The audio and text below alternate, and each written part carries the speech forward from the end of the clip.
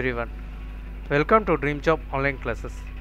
ఈరోజు మనం Indian navy MTS మరియు టీఎంఎం సంబంధించి డ్యూటీస్ రెస్పాన్సిబిలిటీస్ అలాగే శాలరీ ఎంత వస్తుంది, ప్రమోషన్స్ ఎలా ఉంటాయి, ట్రాన్స్ఫర్స్ ఏ విధంగా ఉంటాయి, మెడికల్ బెనిఫిట్స్ ఏ విధంగా ఉంటాయి అనేది ఈ వీడియోలో పూర్తిగా చూద్దాం. అలాగే మన యొక్క ఈ డ్రీమ్ జాబ్ స్టడీ ఛానల్ని సబ్స్క్రైబ్ చేసుకోండి. అలాగే మన టెలిగ్రామ్ గ్రూప్లో కూడా జాయిన్ అవ్వండి. అండ్ నెక్స్ట్ ఎవరైతే జాబ్స్కి ఎస్ఎస్సికైనా రైల్వేస్కైనా ప్రిపేర్ అవుదాం అనుకుంటున్నారో వాళ్ళకి ఓన్లీ ప్రిపరేషన్ సంబంధించి ఒక కొత్త ఛానల్ అనేది క్రియేట్ చేసాం. దానికి సంబంధించి కింద డిస్క్రిప్షన్లో లింక్ ఇస్తాను. ఆ లింక్లో మీరు జాయిన్ అయ్యి ఒక్కసారి వీడియోస్ అన్నీ కూడా చెక్ చేయండి. చెక్ చేసి మీకు నచ్చితేనే సబ్స్క్రైబ్ చేసుకోండి, లేకపోతే లేదు. ఇంకా ఇందులో వచ్చేసరికి చాలామంది ఎంటీఎస్ మల్టీ టాస్కింగ్ స్టాఫ్ మరియు టీఎంఎం ట్రేడ్స్మ్యాన్ మేట్ దీనికి సంబంధించిన డిఫరెన్స్ ఏంటి, అసలు వీటి డ్యూటీస్ ఎలా ఉంటాయి, ఈ రెండింటి మధ్య రెండు ఒకే బేసిక్తో స్టార్ట్ అవుతున్నాయి కదా, ప్రమోషన్స్ ఏ విధంగా ఉంటాయి, ట్రాన్స్ఫర్స్ ఎలా ఉంటాయి అనేది కూడా చూద్దాం. యాక్చువల్గా రీసెంట్గా ఇన్సెట్ సంబంధించి ఎగ్జామ్స్లో ఎంటీఎస్ మరియు టీఎంఎం వేరువేరుగా అడిగారు. ఇంతకుముందు అయితే ఓన్లీ టీఎంఎం ఒకటే అడగటం జరిగింది. మరి ఎంటీఎస్ జాబ్స్ లేవా అంటే ఉన్నాయి. అంతకుముందు ఎస్ఎస్సి స్టాఫ్ సెలక్షన్ కమిషన్ ద్వారా ఎంటీఎస్ నోటిఫికేషన్స్ వచ్చినాయి. ఆ ఎంటీఎస్ నోటిఫికేషన్స్ అయితే వితౌట్ వర్క్షాప్ రిలేటెడ్ కాకుండా ఉన్న ఆర్గనైజేషన్స్, అంటే ఇప్పుడు ఐఎన్ఎస్ సర్కార్ కానీ, ఎక్సిలా కానీ, బీవీఆర్డ్ కానీ ఇలాంటి ఆర్గనైజేషన్స్లో ఇండియన్ నేవీకి సంబంధించి దాంట్లో ఎంటీఎస్ని అలోకేట్ చేయడం జరుగుతుంది. టీఎంఎంలో వచ్చేసరికి ఎన్ఏడి కానీ అలాగే నావల్ డాక్యార్డ్ కానీ ఇలాంటి ఆర్గనైజేషన్స్లో టీఎంఎంకి వేకెన్సీస్ అనేది ఇవ్వటం జరుగుతుంది. ఇంకా వాళ్ళ డ్యూటీస్ చూద్దాం. వాళ్ళ డ్యూటీస్ ఫస్ట్ టీఎంఎం మరియు మల్టీ టాస్కింగ్ స్టాఫ్ సంబంధించి చూద్దాం. ఫస్ట్ నుంచి మనకి రెండు ఇంచుమించుగా డ్యూటీస్ ఒకే విధంగా ఉంటాయి, ఎంటీఎస్ అయినా టీఎంఎం అయినా. కాకపోతే టీఎంఎం అనేది కంప్లీట్గా ఇండస్ట్రియల్, ఓకే, కంప్లీట్గా ఇండస్ట్రియల్. ఎంటీఎస్ అనేది నాన్ ఇండస్ట్రియల్, ఓకే, ఇది ఆఫీస్లోనూ అలా ఉంటుంది. ఇక టీఎంఎం వచ్చేసరికి working in production, maintenance, ship, submarine. So tradesmen మేట్లో వచ్చేసరికి ఫస్ట్ ఎలా ఉంటుందంటే ఇక్కడ డాక్యార్డ్ అయినా ఎన్ఏడి అయినా రిమైనింగ్ ఎనీ ఆర్గనైజేషన్స్లో వచ్చేసరికి సబ్మెరీన్లోనైనా సరే వర్క్ చేయాల్సి ఉంటుంది, షిప్లోనైనా వర్క్ చేయాల్సి ఉంటుంది, అలాగే వర్క్షాప్స్లోనైనా వర్క్ చేయాల్సి ఉంటుంది. ఫస్ట్ వచ్చిన వెంటనే క్లీనింగ్ చేయాల్సి ఉంటుంది, అలాగే total section inside and out side ఆ డ్యూటీ టీఎంఎంలకే ఉంటుంది. నేను చెప్పేది ప్రజెంట్ ఇండస్ట్రియల్, తర్వాత MTS multi tasking staff non industrial గురించి చెప్తాను, ఓకే. తర్వాత మీకు వర్క్ ఇంటిమేషన్ అనేది ఉంటుంది. అలాగే వర్క్ ఇంటిమేషన్ సపోజ్ మనం ఏ వర్క్ చేస్తున్నాం అనే ఇంటిమేషన్ మనకి సూపర్వైజర్ ఒక ఫామ్ ఇస్తారు. ఆ ఫామ్ని మన హయ్యర్ అథారిటీకి అంటే పంపించడం జరుగుతుంది. వాళ్ళ సైన్స్ తీసుకోవటం ఇలాంటివన్నీ కూడా ట్రేడ్స్మెన్ మేట్లు చేస్తారు. అండ్ నెక్స్ట్ టీఎంఎంలో వచ్చేసరికి ఐటీఐ అంటే టెక్నీషియన్ స్కిల్డ్ కింద వర్క్ చేస్తారు, ఎస్కేఎల్ కింద వర్క్ చేస్తారు. టీఎంఎంలు ఎస్కేఎల్ కింద వర్క్ చేస్తారు. ఎస్కే ఏ వర్క్ చెప్తే ఆ వర్క్ టీఎంఎం చేయాల్సి ఉంటుంది. వర్క్ ప్లేస్ క్లీన్ చేయటం, అలాగే టూల్స్ని సరిగ్గా మెయింటైన్ చేయటం, ఇవన్నీ కూడా టీఎంఎం డ్యూటీస్. అండ్ నెక్స్ట్ ఇందులో files and other papers within the office area or photocopying, sending and receiving fax letters. So వర్క్షాప్కి ఆఫీస్కి మధ్యలో టీఎంఎం అనేవారు, అంటే అందరు టీఎంఎంలు కాదు, అలోకేట్ చేసిన టీఎంఎంస్ ఎవరైతే కొంతమంది వర్క్షాప్లో వర్క్ చేస్తూ ఉంటారు, కొంతమంది ఏంటి అంటే ఆఫీస్కి వర్క్షాప్కి మధ్యలో ఒక బ్రిడ్జ్ లాగా వర్క్ చేస్తూ ఉంటారు. ఏదైనా ఫైల్స్ కావాలన్నా, ఏదైనా లీవ్స్ అప్లికేషన్స్ కావాలన్నా, లీవ్స్ ఫార్వర్డ్ చేయాలన్నా, లేదంటే లెటర్స్ ఫార్వర్డ్ చేయాలన్నా, ఇలాంటివన్నీ కూడా టీఎంఎంఏ చేస్తారు. And other non clerical works in the section or unit. అంటే అదర్ నాన్ క్లర్కల్ వర్క్స్ అంటే క్లర్క్ సంబంధించినవి కాకుండా ఉండేవి. సపోజ్ కొన్ని వర్క్స్ ఉంటాయి, కొన్ని సపోజ్ ఒక ఆర్టికల్స్ ఉంటాయి, ఒక మోటార్స్ ఉన్నాయి, ఇవన్నీ క్లీనింగ్స్ ఉంటాయి. ఆ క్లీనింగ్ చేయటం, తర్వాత మెయింటెనెన్స్ చేయటం, ఇవన్నీ కూడా టీఎంఎం అనేది చేస్తారు. అండ్ నెక్స్ట్ ఎవరికైతే డ్రైవింగ్ లైసెన్స్ ఉన్నాయో వాళ్ళకి వెహికల్స్ డ్రైవింగ్ చేయటం, ఇవి కూడా టీఎంఎంస్ అనేది చేస్తారు. నెక్స్ట్ మల్టీ టాస్కింగ్ స్టాఫ్కి వచ్చేసరికి ఏమేమి చేస్తారో చూద్దాం. ఇంకా multi tasking staff maintain records, cleaning office, తర్వాత ఓపెనింగ్ అండ్ క్లోజింగ్ ఆఫీసెస్. ఇక్కడ టీఎంఎం కూడా ఓపెనింగ్ అండ్ క్లోజింగ్ చేస్తారు. ఓకే, మెయింటెనెన్స్ ఆఫ్ రికార్డ్స్, తర్వాత రూమ్ అండ్ ఫర్నిచర్ క్లీనింగ్, తర్వాత delivering posts, driving vehicles. So only driving licence ఉన్న వాళ్ళకి మాత్రమే vehicles ఇస్తారు, వాళ్ళ చేత డ్రైవింగ్ చేయిస్తారు.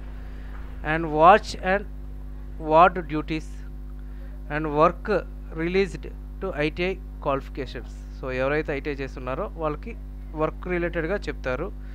ఇంటర్మీడియట్ చేసిన వాళ్ళకి కంప్యూటర్ సంబంధించి చెప్తారు. And work assigned by the supervisor, ఏం చెప్తారో అది చేయాల్సిందే. ఇది టోటల్ డ్యూటీస్ అన్నమాట. అండ్ నెక్స్ట్ శాలరీ చూద్దాం. శాలరీ వచ్చేసరికి ఇద్దరికి కూడా సేమ్ ఈక్వల్గా ఉంటుంది, టీఎంఎం అండ్ ఎంటీఎస్కి. సో ఇద్దరికి సేమ్ ఈక్వల్ శాలరీస్ అనేది ఉంటాయి. కాకపోతే టీఎంఎంకి ఓటీ అనేది ఉంటుంది, ఎంటీఎస్ కూడా ఓటీ ఉంటుంది, బట్ తక్కువ ఉంటుంది. సో బేసిక్ పే 18,000 ఉంటుంది, ప్రజెంట్ 50% డిఏ కాబట్టి 9,000 ఉంటుంది, హెచ్ఆర్ఏ 3,500. ఇవి ఫిక్స్ పక్కాగా ఉండేవి. 30,500 పక్కా వస్తుంది మీకు. దీని తర్వాత ఎన్పిఎస్ ఆర్ యూపీఎస్ మీ యొక్క బేసిక్ అండ్ డిఏ బట్టి ఇక్కడ కట్ అవుతుంది. సో ఎన్పిఎస్ కొంత మీరు మీ అకౌంట్లో కట్ అవుతుంది. అలాగే డిడక్షన్స్, మీరు ఏమైనా లోన్స్ పెట్టినా, ఎల్ఐసి పెట్టినా, ఏమైనా ఆ డిడక్షన్స్ అనేది మీకున్న రిక్వైర్మెంట్ బట్టే వాళ్ళు కట్ చేస్తారు. And next overtime. టీఎంఎంకి అయితే మ్యాక్సిమం ఓవర్ టైం ఉంటుంది. అది ఈస్టర్న్ నేవల్ కమాండ్ అయితే 38 అవర్స్ ఉంది, వెస్టర్న్ నేవల్ కమాండ్ అయితే 50 అవర్స్ వరకు ఓటీ ఇస్తారు. ఓకే, ఇంకా ఎంటీఎస్ కూడా సేమ్ అదే విధంగా ఉంటుంది. సో టీఎంఎం అనేసరికి ఇండస్ట్రియల్, ఎంటీఎస్ వచ్చేసరికి నాన్ ఇండస్ట్రియల్. సో మీకు ఇంకొక డౌట్ రావచ్చు, టీఎంఎం అయిన వాళ్ళు స్కిల్డ్ ఈ విధంగా వెళ్తారు, ఇక్కడ టీఎంఎం అయిన వాళ్ళు స్కిల్డ్ హెచ్ఎస్కే1, హెచ్ఎస్కే2, ఎంసీఎం ఛార్జ్మెన్ అవుతారు. అలాగే ఎంటీఎస్ అయిన వాళ్ళు ఏమవుతారు అనేది ఉంది.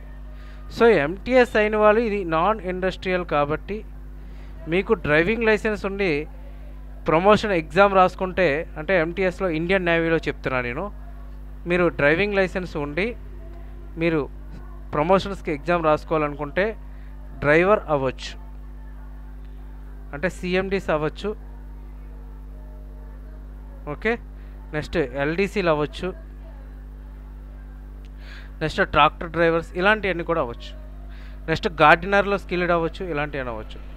సో అవి కూడా చూద్దాం. ఫస్ట్ సర్వీస్ డ్యూరేషన్, ప్రమోషన్స్ ఎలా ఉంటాయనేది చూద్దాం. ఇక్కడ ఫస్ట్ వచ్చేసరికి టీఎంఎం నుంచి లేదా ఎంటీఎస్ నుంచి ఎస్కే అవ్వటానికి 3 years పడుతుంది కంపల్సరీగా, టీఎంఎం ఆర్ ఎంటీఎస్ ఇద్దరికి కూడా.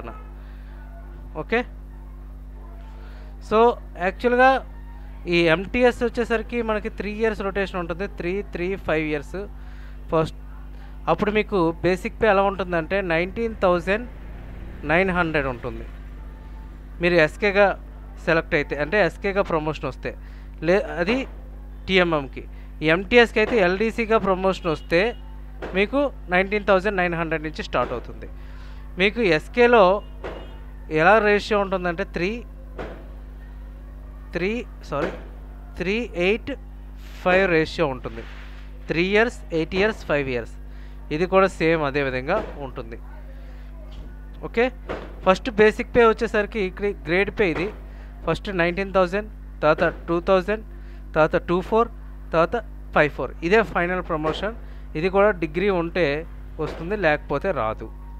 నెక్స్ట్ ఎంటీఎస్కి అదే మేనేజర్లో అంటే నాన్ ఇండస్ట్రీలో ఉంటే ఎల్డీసీ వస్తుంది. దాని తర్వాత అసిస్టెంట్ అప్పర్ డివిజన్ క్లర్క్స్, తర్వాత డివిజన్ క్లర్క్స్, తర్వాత సెక్షన్ ఆఫీస్ ఇవి వస్తాయి. అదే టీఎంఎంకి వచ్చేసరికి skilled, HSK1, HSK2, MCM, chargemen. ఇది కొన్ని ఇయర్స్కి ఈ రెండు కూడా ప్రమోషన్ క్రైటీరియా అనేది చేంజ్ అవడానికి అవకాశాలు అయితే ఉన్నాయి. అండ్ నెక్స్ట్ ట్రాన్స్ఫర్స్ వచ్చేసరికి ఆల్ ఇండియా అనేది ఉంటుంది. మీకున్న రిక్వైర్మెంట్ బట్టే ఆల్ ఇండియా ఉంటుంది. సో మీరు అనుకోవచ్చు ఓన్లీ నేవల్ అంటే నేవీలోనే ట్రాన్స్ఫర్సా, లేదంటే మేము ఆర్మీలో ట్రాన్స్ఫర్స్, ఎయిర్ ఫోర్స్ ట్రాన్స్ఫర్స్ అవ్వచ్చా అంటే అవ్వచ్చు. సో ఇక్కడ మీరు టీఎంఎం అయినా ఎంటీఎస్ అయినా సరే మీకు ఆల్ ఇండియా ట్రాన్స్ఫర్స్లో నేవీ, ఆర్మీ అంటే మ్యూచువల్లో వచ్చేసరికి మ్యూచువల్ అయితే కంపల్సరీగా ఇవి ఉంటాయి, ఎయిర్ ఫోర్స్. అండ్ నెక్స్ట్ ఈ మూడు కూడా మీరు ట్రాన్స్ఫర్స్ అనేది ఆల్ ఇండియా లెవెల్లో పెట్టుకోవచ్చు మ్యూచువల్లో. కాకపోతే ప్రొవిజన్ పీరియడ్ అనేది కంప్లీట్ అవ్వాలి. ఓకే, ప్రొవిజన్ పీరియడ్ అనేది కంప్లీట్ అయిన తర్వాతే మ్యూచువల్ అనేది పెట్టుకోవడానికి అవుతుంది. లేదంటే స్పాస్ కోటాలో కూడా ట్రాన్స్ఫర్స్ అనేవి ఉంటాయి. అండ్ నెక్స్ట్ వచ్చేసరికి అబ్జార్ప్షన్ నోటిఫికేషన్ అనేది ఉంటుంది. ఒకటి అబ్జార్ప్షన్ నోటిఫికేషన్ అనేది టీఎంఎంకి ఉంటుంది. అది టీఎంఎంఏ కాదు, స్కిల్డే కాదు, ఏదైనా కానీ ఉంటుంది. సో అబ్జార్ప్షన్ నోటిఫికేషన్లో మీకు దగ్గరలో నోటిఫికేషన్ అంటే కమాండ్కి ఒక నోటిఫికేషన్ అనేది తీస్తుంది. ఈస్టర్న్, అలాగే వెస్టర్న్, సదరన్, ఈ విధంగా కమాండ్కి నోటిఫికేషన్స్ తీస్తాయి పర్టికులర్గా. సో మీ ఈ నోటిఫికేషన్స్ ద్వారా ఎటువంటి పర్మిషన్ లేకుండా, అంటే మీకు సెక్షన్ పర్మిషన్ ఉంటే చాలు అబ్జార్ప్షన్లో వచ్చేవచ్చు. అంటే మ్యూచువల్ ఉండాలి అని ఏమీ అవసరం లేదు. ఎటువంటి పర్మిషన్ లేకుండా అబ్జార్ప్షన్ నోటిఫికేషన్కి అప్లై చేసుకొని మీరు రావచ్చు. ట్రాన్స్ఫర్స్ అనేది ఉంటాయి. నెక్స్ట్ మెడికల్ బెనిఫిట్స్లో కొన్ని రకాల బెనిఫిట్స్ ఉన్నాయి.